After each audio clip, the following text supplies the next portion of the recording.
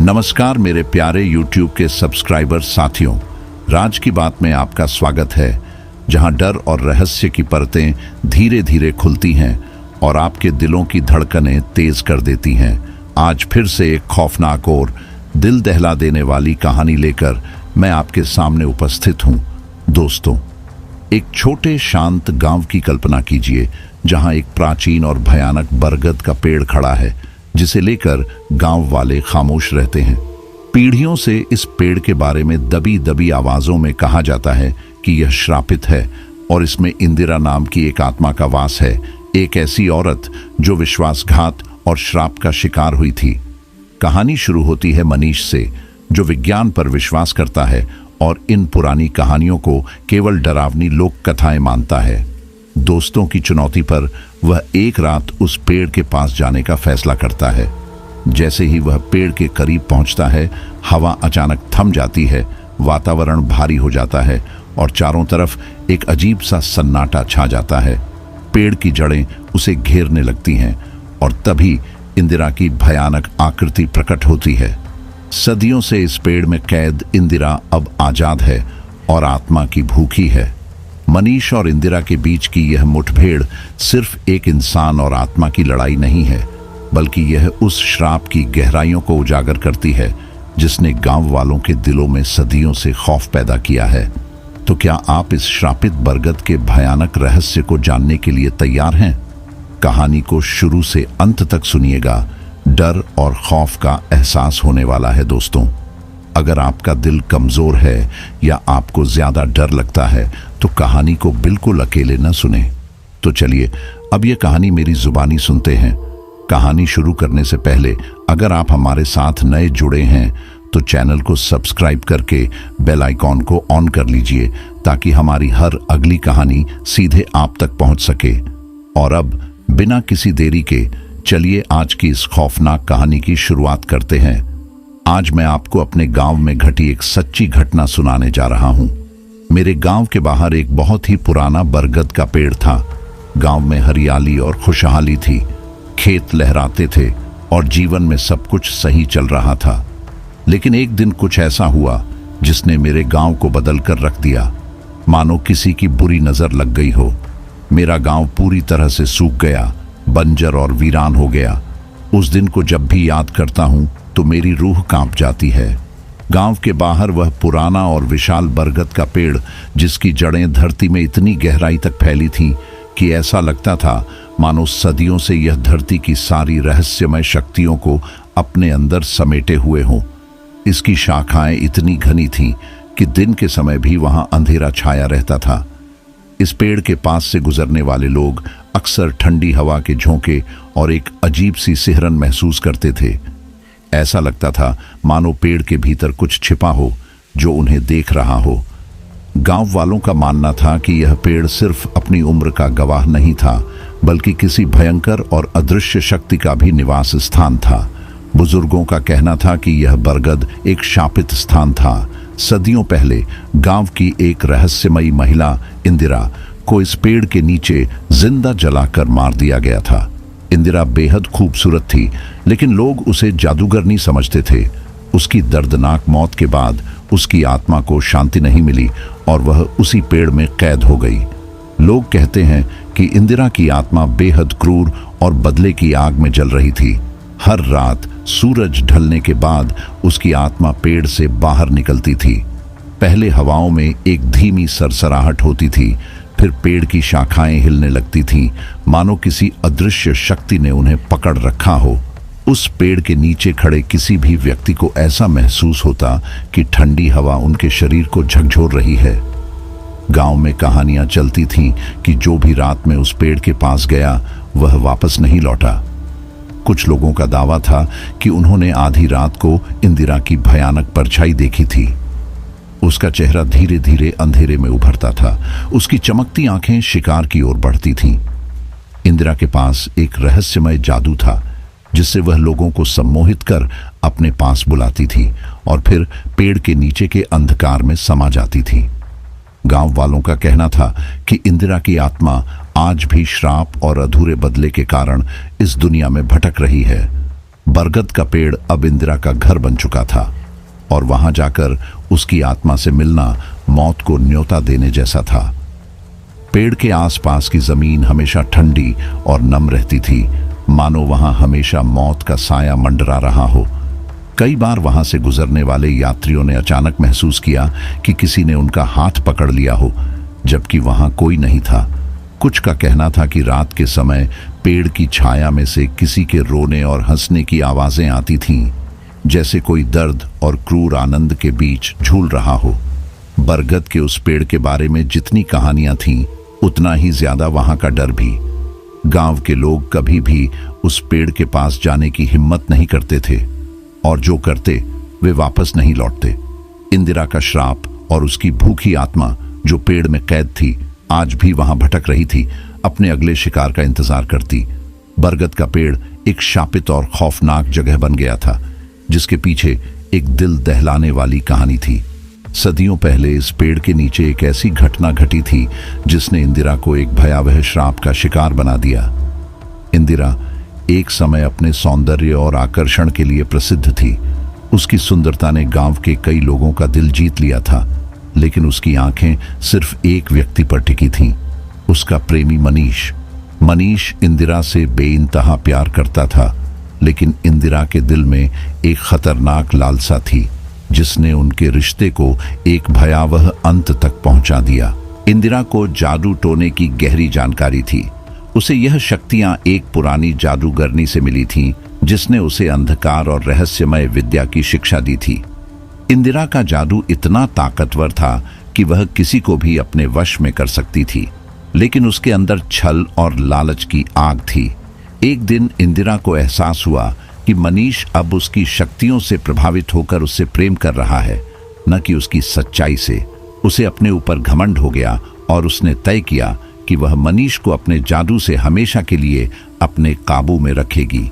लेकिन एक दुर्भाग्यपूर्ण दिन इंदिरा ने अपनी काली शक्तियों का दुरुपयोग किया। उसने मनीष के साथ धोखा किया ताकि वह उसके अलावा किसी और से न मिल सके। इंदिरा की इस क्रूर हरकत ने उस जादूगरनी के क्रोध को उभारा, जिसने उसे अपनी शिष्या बनाया था। जादूगरनी को यह विश्वासघात बर्दाश्त नहीं हुआ। वह इंदिरा के इस पाप से बहुत क्रोधित हुई और उसने फैसला किया कि इंदिरा को उसके कुकर्म की सजा दी जाएगी। एक अंधेरी रात जब गांव के लोग सो रहे थे, जादूगरनी इंदिरा के पास आई। उसके चेहरे पर क्रोध का गहरा रंग था और उसकी आंखों में इंदिरा के लिए कोई दया नहीं थी। उसने इंदिरा को श्राप दिया, जो उसे कभी न खत्म होने वाले दुख और पीड़ा में जकड़ने वाला था।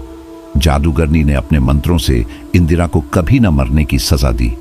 उसे बताया गया कि वह मरकर भी मरेगी नहीं, बल्कि उसकी आत्मा इस धरती पर बंधी रहेगी, इस विशाल बरगद के पेड़ में कैद होकर, जहां उसकी करामात और विश्वासघात हुआ था। इंदिरा को इस पेड़ के साथ हमेशा के लिए जोड़ दिया गया। जादूगरनी ने उसे बरगद के पेड़ में कैद कर दिया, जहां उसकी आत्मा को कभी शांति नहीं मिलेगी। लेकिन श्राप यहीं खत्म नहीं हुआ था। जादूगरनी ने इंदिरा को और भी क्रूर श्राप दिया। वह हर पूर्णिमा की रात को इस कैद से बाहर आएगी, लेकिन एक भूखी आत्मा की तरह, जो अपने गुनाहों के कारण तड़प रही होगी। उसे हर पूर्णिमा की रात किसी को अपना शिकार बनाना होगा, ताकि उसकी पीड़ा थोड़ी कम हो सके। परंतु हर बार जब वह किसी निर्दोष को मारती, उसकी आत्मा और ज्यादा पापों में जकड़ जाती। यह श्राप इंदिरा के लिए कभी न खत्म होने वाली यातना था। उसे न तो मरने का हक था, न जीने का। उसकी आत्मा हमेशा अधूरी और त्रस्त रहती थी।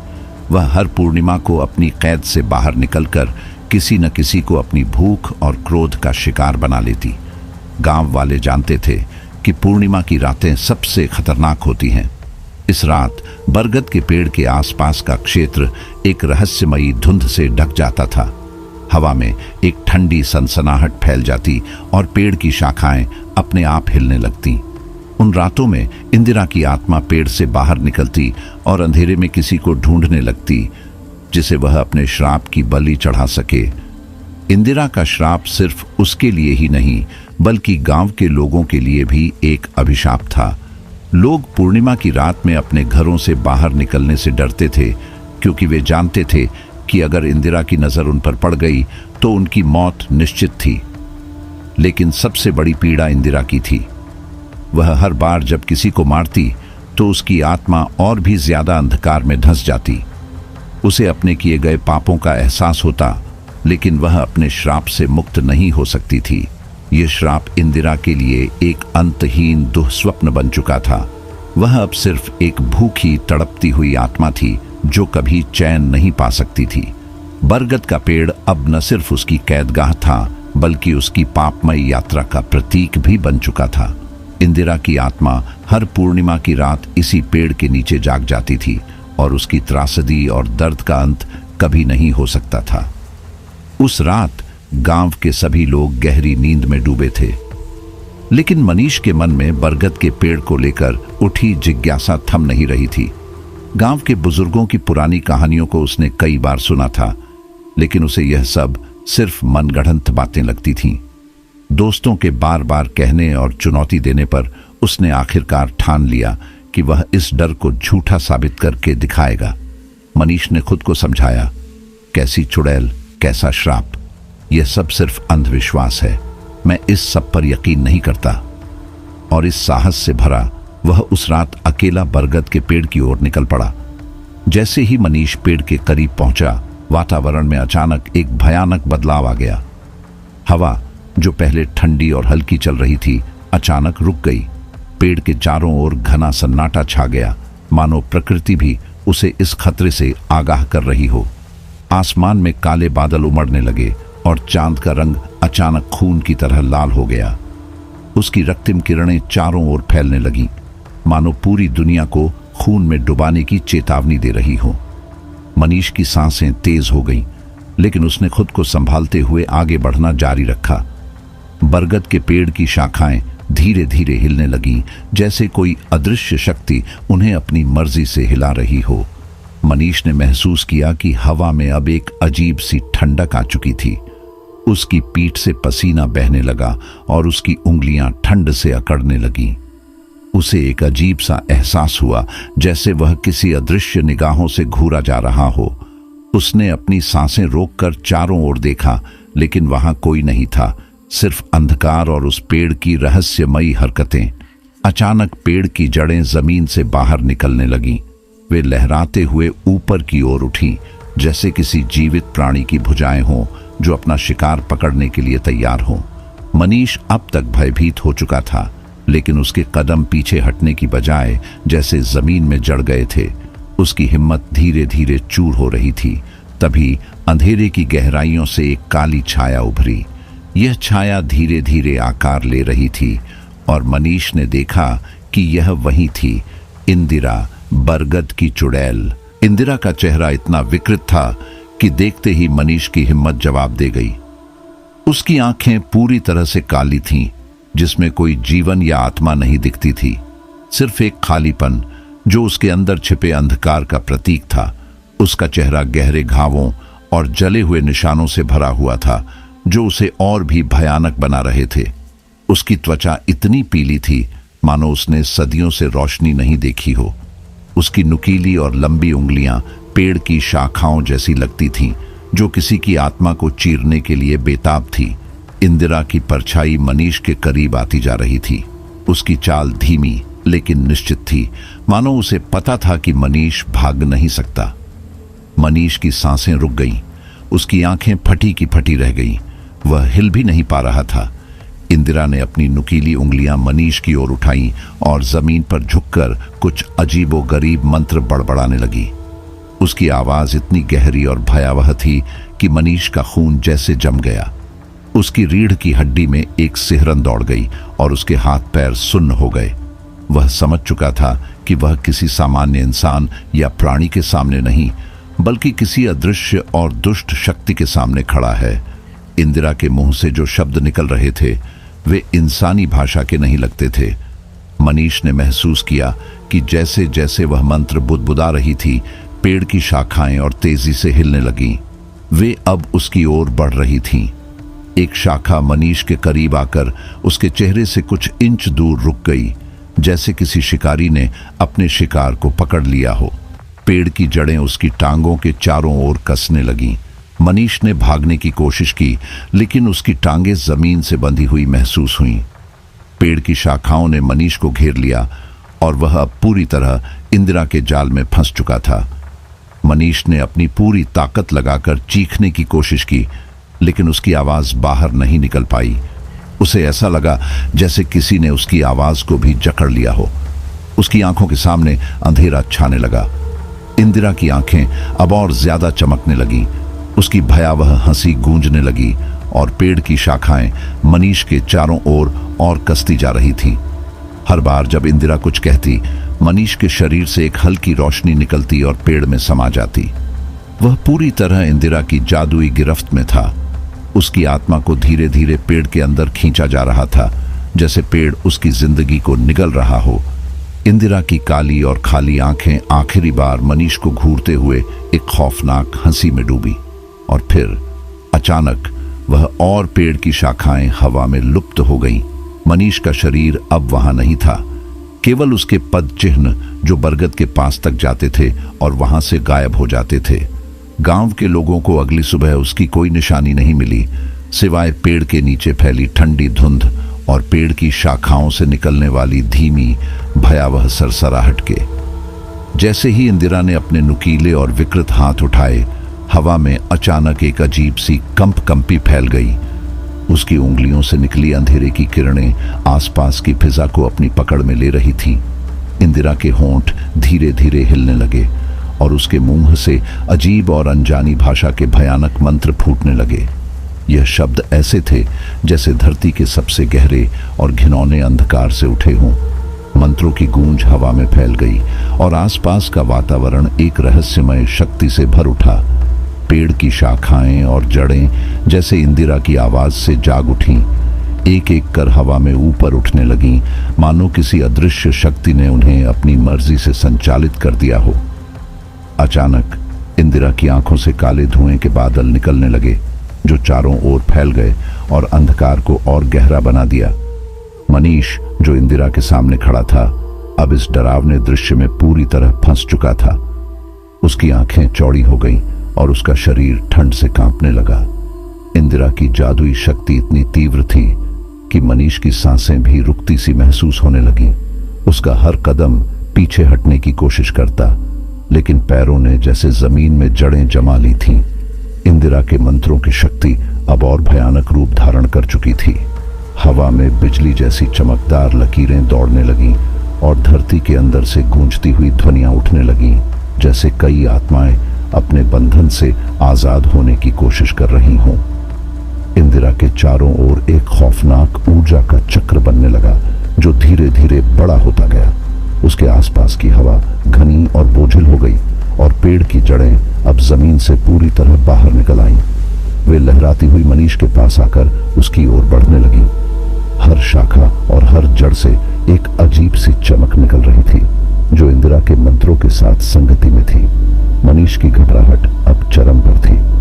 उसकी धड़कनें इतनी तेज हो गईं कि उसे लगा उसकी छाती फट जाएगी। जैसे ही इंदिरा ने अपनी उंगलियां उसकी तरफ इशारा करते हुए आगे बढ़ाई, मनीष ने देखा कि उसके हाथों के इर्द गिर्द एक गहरे काले रंग का घना धुंध बनने लगा। उस धुंध से ठंडी लपटें निकलने लगीं, जो जमीन पर छूते ही मिट्टी को जलाने लगीं, लेकिन उसमें से कोई धुआं नहीं उठ रहा था, बस एक सुलगती हुई सिहरन। मनीष ने महसूस किया कि उसकी त्वचा पर उस ठंडी लपट का असर होने लगा है। उसकी त्वचा पर जलन महसूस होने लगी और उसे ऐसा लगने लगा मानो उसकी आत्मा शरीर से बाहर खींची जा रही हो। इंदिरा ने जोर से हंसते हुए एक और खौफनाक मंत्र का उच्चारण किया और तभी हवा में बिजली कड़कने लगी। आसमान से एक तीव्र नीली चमकदार किरण सीधे बरगद के पेड़ पर गिरी, जिससे पेड़ की शाखाएं और ज्यादा विकृत और जीवित महसूस होने लगी। जैसे जैसे इंदिरा के मंत्र गूंजते गए, पेड़ की शाखाएं और जड़ें अब मनीष के चारों ओर पूरी तरह से लिपटने लगी। उसकी आवाज को जैसे किसी अदृश्य शक्ति ने कैद कर लिया था। वह चीखना चाहता था, लेकिन कोई आवाज बाहर नहीं निकल रही थी। मनीष की आंखों के सामने अब सिर्फ अंधकार और इंदिरा का विकृत चेहरा था। इंदिरा की काली और खाली आंखें चमकने लगीं और उसकी आंखों से एक लाल चमकदार रोशनी निकलकर मनीष की ओर सीधी दौड़ी। मनीष ने कोशिश की कि वह उस रोशनी से बच सके, लेकिन वह पूरी तरह जकड़ चुका था। जैसे ही वह लाल रोशनी मनीष से टकराई, उसने महसूस किया कि उसकी आत्मा को कोई अदृश्य हाथ खींच रहा है। उसकी आंखों के सामने अंधेरा छा गया और उसकी सारी ऊर्जा जैसे इंदिरा के हाथों में चली गई हो। इंदिरा अब पूरी तरह से अपने श्रापित जादू में लीन थी। उसने जमीन पर घुटने टेक कर एक अंतिम मंत्र का उच्चारण किया। तभी मनीष के शरीर से एक हल्की सी धुंध निकली। यह धुंध उसकी आत्मा थी, जिसे इंदिरा ने जादू से बांध लिया था। जैसे ही आत्मा बाहर निकली, इंदिरा ने अपनी उंगलियों से उसे पकड़ लिया और उसे पेड़ की जड़ों में खींच लिया। पेड़ की जड़ें उस आत्मा को लपेटते हुए अपने अंदर समा गईं। इंदिरा की आंखों में एक भयानक संतोष दिखाई दिया। मनीष अब सिर्फ एक खाली शरीर था जो पेड़ के नीचे निढाल पड़ा था। उसकी आत्मा अब इंदिरा के श्राप का हिस्सा बन चुकी थी और पेड़ में हमेशा के लिए कैद हो गई थी। गांव के लोग मानते थे कि समय के साथ सब कुछ बदल जाता है, लेकिन बरगद का पेड़ और उसमें बसी इंदिरा का डर सदियों बाद भी ज्यों का त्यों बना हुआ था। गांव की कई पीढ़ियां गुजर गईं, लेकिन उस खौफनाक रात की कहानियां हर नई पीढ़ी के कानों में धीरे धीरे गूंज रही थीं। लोग अब भी बच्चों को उस पेड़ से दूर रहने की सख्त हिदायतें देते थे, खासकर जब पूर्णिमा की रात करीब आती थी। कहते थे कि हर पूर्णिमा की रात जब चांद की रोशनी पूरे गांव को ढक लेती, तब बरगद के पास से एक अजीब सिहरन महसूस होती। पेड़ की शाखाएं एक ठंडी हवा के झोंके के साथ ऐसे हिलती जैसे किसी अनजाने संगीत के सुर में डूबी हों। चारों ओर एक खामोश लेकिन भारी सन्नाटा फैल जाता। बरगद का पेड़ अब एक प्रतीक बन चुका था, डर का, मृत्यु का और उस अनंत खौफ का जो इंदिरा ने अपने साथ गांव में फैला रखा था। कुछ लोगों का कहना था कि वे अब भी रात के सन्नाटे में पेड़ के आसपास परछाइयों को चलते हुए देख सकते हैं। कभी कभी गांव के बच्चे रात को सपने में इंदिरा का चेहरा देखने की शिकायत करते और उनके बड़ों का कहना था कि इंदिरा की आत्मा अब भी उन पर नजर रख रही है। कोई भी इस पेड़ के पास जाने की हिम्मत नहीं करता था, क्योंकि हर कोई जानता था कि जिसने भी पेड़ के करीब जाने की कोशिश की वह कभी वापस नहीं लौटा। बरगद का यह डर केवल एक कहानी नहीं, बल्कि एक जीवित हकीकत बन चुका था।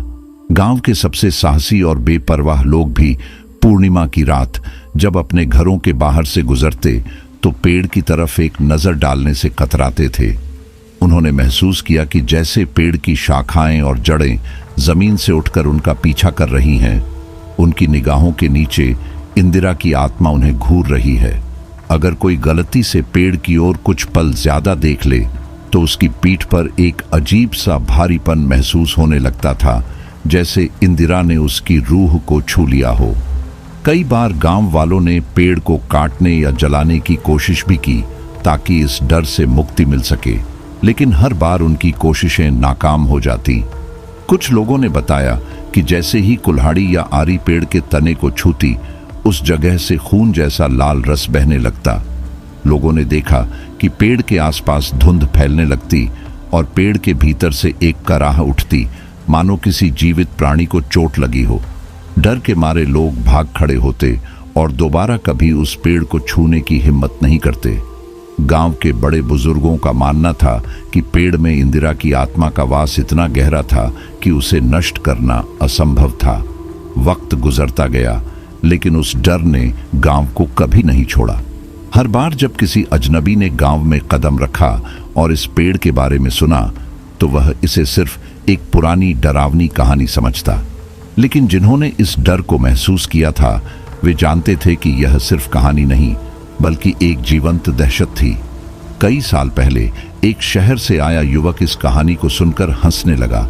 उसने गांव वालों का मजाक उड़ाते हुए कहा कि वह खुद जाकर उस पेड़ को छुएगा और सबको साबित करेगा कि यह केवल अंधविश्वास है। गांव वालों ने उसे समझाने की कोशिश की, लेकिन उसकी जिद के आगे कोई नहीं टिक पाया। उसने रात को पेड़ तक जाने का फैसला किया। उसने सोचा कि यह एक साहसी काम होगा और वह दूसरों को दिखाएगा कि डरना बेवकूफ़ी है। वह उस रात पेड़ के पास गया, गांव वालों ने दूर से उसे जाते हुए देखा। वे सहमे हुए थे लेकिन कुछ नहीं कर सकते थे।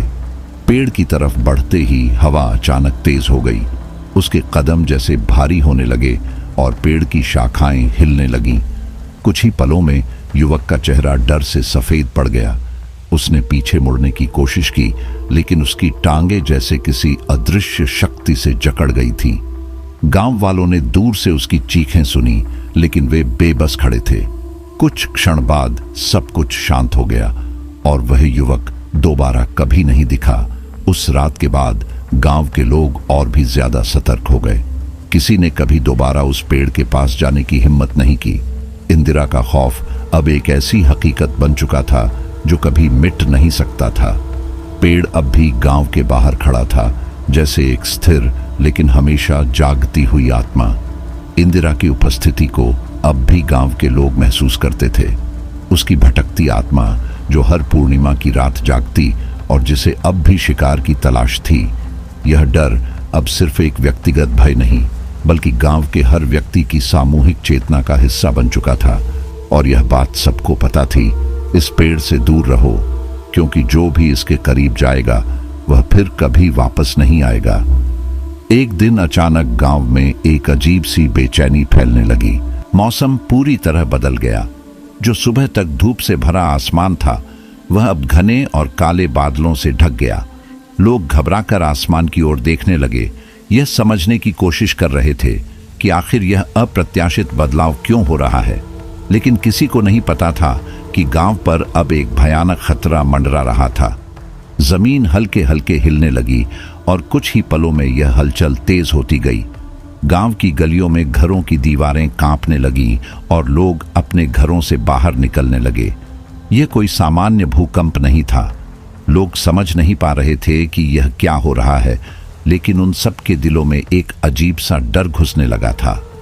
बरगद का पेड़ जो गांव के बाहरी इलाके में एक भूतिया सन्नाटे के बीच खड़ा था, अचानक जोर जोर से हिलने लगा। उसकी विशाल शाखाएं और जड़ें ऐसा कंपन कर रही थीं जैसे कोई अदृश्य शक्ति उसे अंदर से हिला रही हो। पेड़ की शाखाओं से एक खौफनाक कराह उठने लगी, मानो उसमें कोई छिपा हुआ जीव लंबे समय से बंद पड़ा हो और अब आजादी की चाह में छटपटा रहा हो। पेड़ की पत्तियां तेजी से गिरने लगीं और हवा में सूखी पत्तियों का भंवर बन गया। चारों ओर धूल और अंधेरा छा गया था, जिससे लोगों की निगाहें धुंधली हो गईं। पेड़ के अंदर से एक भयानक आवाज गूंजने लगी, जिसने पूरे गांव को कांपने पर मजबूर कर दिया। यह कोई सामान्य आवाज नहीं थी, बल्कि एक गहरी, कर्कश और भयावह चीख थी जो चारों ओर गूंज रही थी। मैं आ रही हूं, बाहर। वह आवाज इतनी गहरी थी कि लोगों के दिलों में कंपी दौड़ गई। यह आवाज इंदिरा की थी, वह चुड़ैल जिसकी कहानियां गांव वालों को हमेशा डराती रही थी। गांव के बुजुर्गों ने कई बार चेतावनी दी थी कि अगर इंदिरा कभी बाहर निकली तो वह पूरे गांव को अपने खौफ में जकड़ लेगी।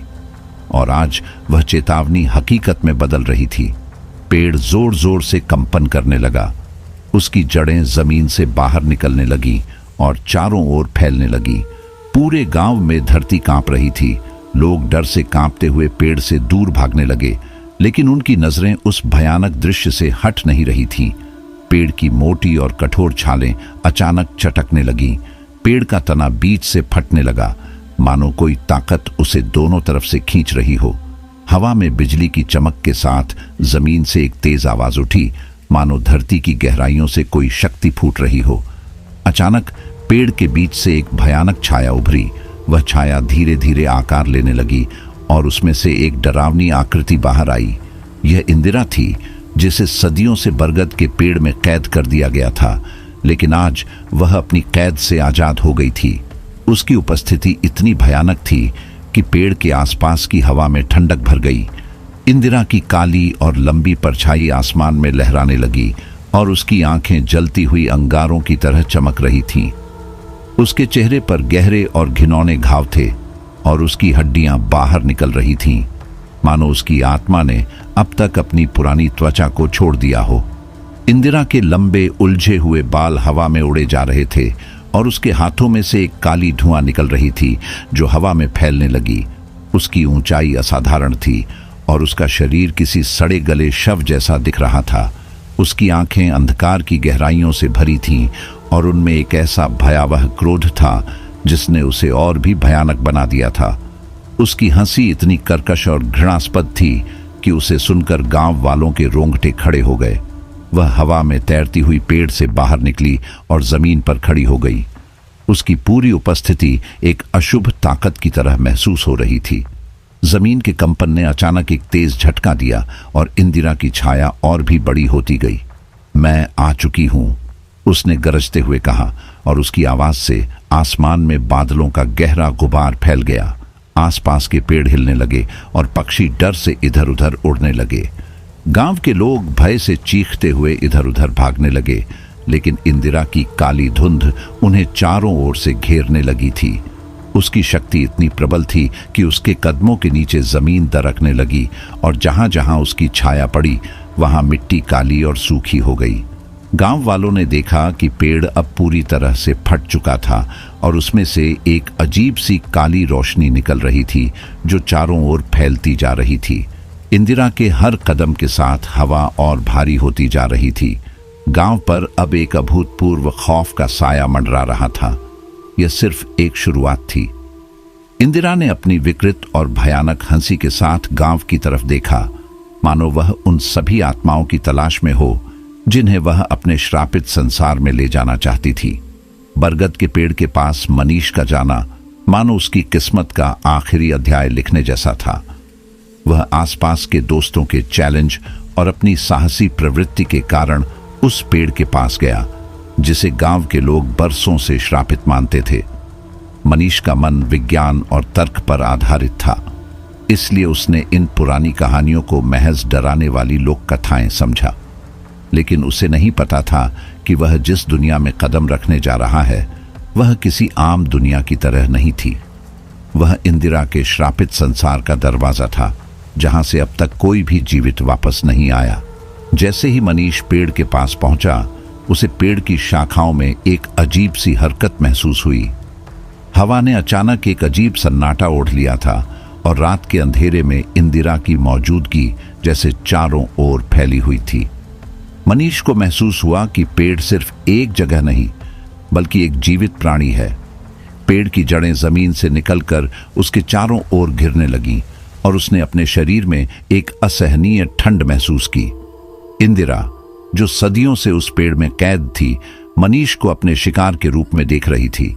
उसकी आत्मा की भूख अब तक शांत नहीं हुई थी और मनीष उसकी शक्ति के सामने एक कमजोर इंसान मात्र था। अचानक मनीष की आंखों के सामने इंदिरा की विकराल आकृति उभरी। उसकी आंखें जलते अंगारों जैसी थीं और उसके बाल हवा में लहराते हुए मानो हर दिशा में भय फैला रहे थे। मनीष ने भागने की कोशिश की, लेकिन उसकी टांगें जैसे जमीन में जड़ हो गई थीं। वह चीखना चाहता था, लेकिन इंदिरा की भयानक उपस्थिति ने उसकी आवाज को भी कैद कर लिया था। इंदिरा ने अपनी ठंडी नुकीली उंगलियां मनीष की ओर बढ़ाई और उसके मुंह से कुछ भयानक मंत्र फूटने लगे। मनीष की आत्मा जैसे उसके शरीर से बाहर खींची जा रही थी। इंदिरा की आंखों में एक संतोषजनक क्रूरता दिखाई दी। मनीष का शरीर कांपता हुआ जमीन पर गिर पड़ा। उसकी आत्मा अब इंदिरा की गिरफ्त में थी। उस रात गांव के कुछ लोगों ने दूर से मनीष की चीखें सुनी, लेकिन वे कुछ नहीं कर सकते थे। जब सुबह हुई तो मनीष का शरीर गांव में कहीं नहीं मिला। लोग जानते थे कि वह भी इंदिरा के श्रापित संसार का हिस्सा बन चुका था, ठीक वैसे ही जैसे सदियों पहले कई लोग गायब हो चुके थे। मनीष अब इंदिरा के श्राप का एक और शिकार बन चुका था और उसकी आत्मा हमेशा के लिए इंदिरा के अंधेरे में कैद हो गई थी। उस घटना के बाद गांव में अजीब सी खामोशी और खौफ का माहौल छा गया। लोग मनीष के गायब होने की चर्चा करने से भी कतराने लगे, मानो उसका नाम लेना ही इंदिरा को फिर से बुलाने जैसा हो। किसी ने भी मनीष के साथ हुए हादसे के बारे में खुलकर बात नहीं की, क्योंकि गांव में एक अघोषित डर था कि अगर इंदिरा को फिर से याद किया गया तो वह फिर से जाग जाएगी। अब गांव वाले बरगद की ओर देखने से भी डरने लगे थे। उस पेड़ के पास जाना तो दूर की बात, उसकी ओर मुड़कर देखना भी उन्हें मौत का बुलावा लगता था। बरगद का पेड़ अब एक काली भयानक उपस्थिति के रूप में गांव के किनारे खड़ा था। उसकी शाखाएं हमेशा एक सन्नाटे में लिपटी रहती थी और रात को उसकी परछाई गांव के घरों तक फैलती दिखती थी। गांव में कोई भी उस पेड़ के पास जाने की हिम्मत नहीं करता था। अगर कभी गलती से कोई गांव का बच्चा पेड़ के बारे में बात करने लगता तो उसे तुरंत चुप कर दिया जाता। लोग उसे सावधान करते कि बरगद की चुड़ैल के नाम से भी उसका ध्यान आकर्षित हो सकता है और वह फिर से किसी को अपने श्रापित संसार में खींच ले जाएगी। दिन बीतते गए लेकिन गांव का यह खौफ कम नहीं हुआ। लोग अब पेड़ के पास से गुजरते वक्त नजरें झुका लेते थे, जैसे कोई अदृश्य शक्ति उनके हर कदम पर नजर रख रही हो। बरगद अब सिर्फ एक पेड़ नहीं बल्कि एक भूतिया प्रतीक बन गया था, जिसके पास जाना मौत के मुंह में जाने जैसा था। गांव वालों के दिलों में इंदिरा का डर हर पल बना रहता था। यह डर अब सिर्फ एक पुरानी कहानी नहीं था, बल्कि एक जीवित सच्चाई थी जिसे हर कोई महसूस कर सकता था। गांव के बड़े बुजुर्गों ने अपने बच्चों और नाती पोतों को यह सिखाया कि वे उस पेड़ के पास कभी ना जाएं। वे बताते थे कि मनीष के साथ जो हुआ वह इंदिरा की भूखी आत्मा का काम था और वह अब भी किसी नए शिकार की तलाश में है। मनीष की मौत ने पूरे गांव के लोगों के दिलों में इस बात की पुष्टि कर दी थी कि इंदिरा का श्राप अब भी जिंदा था और उसकी शक्ति कभी कम नहीं हुई। हर पूर्णिमा की रात जब चांदनी गांव पर पड़ती तो लोग अपने घरों के दरवाजे और खिड़कियां बंद कर लेते। किसी भी अनहोनी से बचने के लिए वे विशेष पूजा करते ताकि इंदिरा उनके घरों तक न पहुंच सके। गांव का यह डर अब उनकी जीवन शैली का हिस्सा बन चुका था। बरगद की चुड़ैल ने मनीष को अपने श्रापित संसार में ले जाकर गांव वालों के दिलों में ऐसा खौफ भर दिया था जिससे कभी छुटकारा नहीं मिल सका। तो दोस्तों, यह थी हमारी आज की कहानी। आपको हमारी आज की कहानी कैसी लगी कमेंट बॉक्स में कमेंट करके जरूर बताएं। बस आप अपना और अपने परिवार का ख्याल रखें और अगर अभी तक चैनल को सब्सक्राइब नहीं किया है तो कृपया चैनल को सब्सक्राइब कर लीजिए।